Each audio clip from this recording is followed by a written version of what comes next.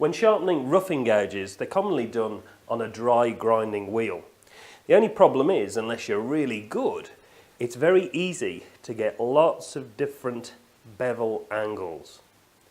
The other problem is it's also very easy to overheat your tools, so you get a burnt edge like that. Can you see? There you can see a burnt edge. Here you can see lots of those bevels. On a wet-wheeled grinder, we don't have this problem. So here you can see this is a new roughing gouge. When you buy a new record power turning tool, the angles are very steep, and this is for a reason. Turning tools can be anywhere between 45 to 75 degrees. It just depends on the preference of the turner. So these angles are cut very steep so that when you grind them to your own preference, you don't need to take too much steel away. I'm going to grind this new roughing gouge to around 50 degrees. To do that, I've put in place this short tool jig.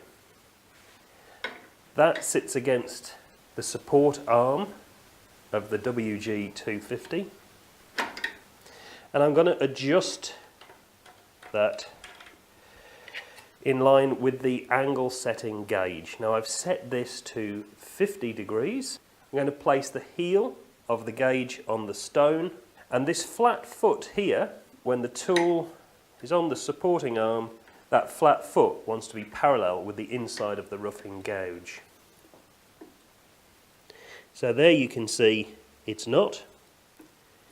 I need to increase that angle, and to do that I need to move the support arm further out, which I can do with this micro setting wheel here.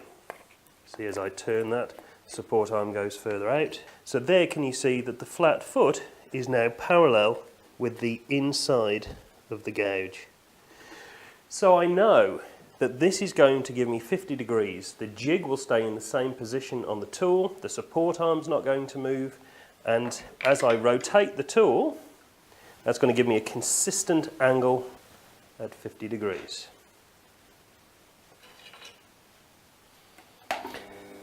Notice the direction that the wheel is turning. It's turning away from the tool. The support arm is horizontal. And all I'll simply do is rotate the tool on the stone. I want a consistent grind along the entire radius of the tool.